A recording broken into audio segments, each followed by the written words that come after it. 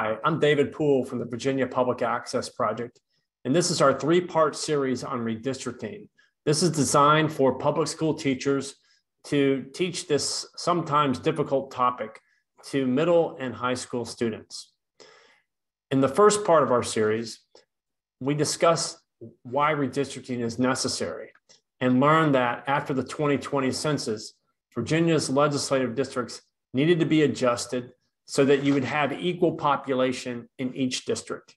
And that would comply with the Supreme Court's one man, one vote rule that tries to weight the vote of every voter the same, no matter where you live.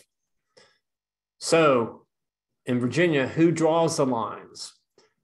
Well, throughout history, that was a pretty simple thing. The General Assembly had that authority. And the way it works was, well, whoever had the power got to hold the pen.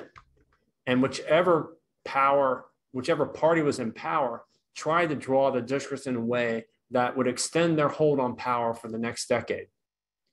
This is called gerrymandering, a deliberate manipulation of the district lines to favor one party or group. Well, throughout Virginia history, there's many examples of this, going back even to the founding fathers.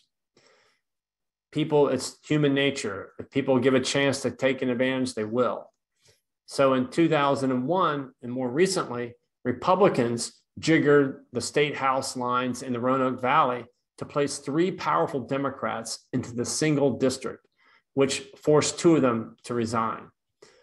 And sometimes this can backfire. In 1991, Democrats drew a young Republican congressman out of his district. 2 years later, Democrats regretted their decision when the Congressman George Allen ran for governor and won.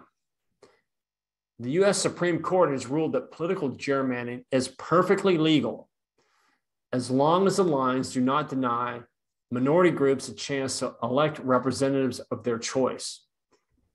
It may be legal, but many people find gerrymandering distasteful. And for many years, there were calls for reforms in Virginia. This culminated in 2020 with voters approving an amendment to the state constitution that limited the role of state legislators in the redistricting process.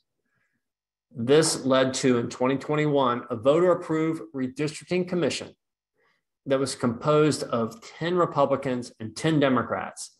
The idea was that the two sides would work together and come up with a compromise. But cooperation and compromise proved elusive. The commission finally gave up and tossed the whole thing into the lap of the state Supreme Court. The court did something pretty simple. They hired two consultants, one Democrat, one Republican, and they ordered them to sit down and come up with a single plan that was a compromise.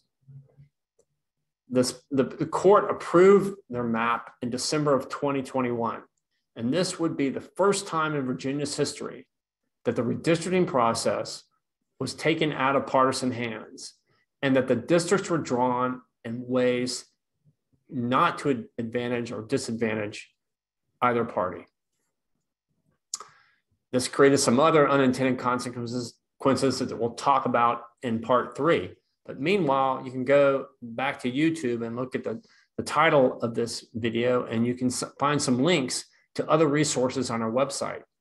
Or you could go straight to VPAP.org and look for our K-12 civics education library, where you'll find videos, data visualizations, and other resources that you can plug and play into your lesson plans to help your students understand redistricting, money in politics, the legislative process, and other topics at vpap.org. So thank you for tuning in to this video, and really thank you for what you do every day.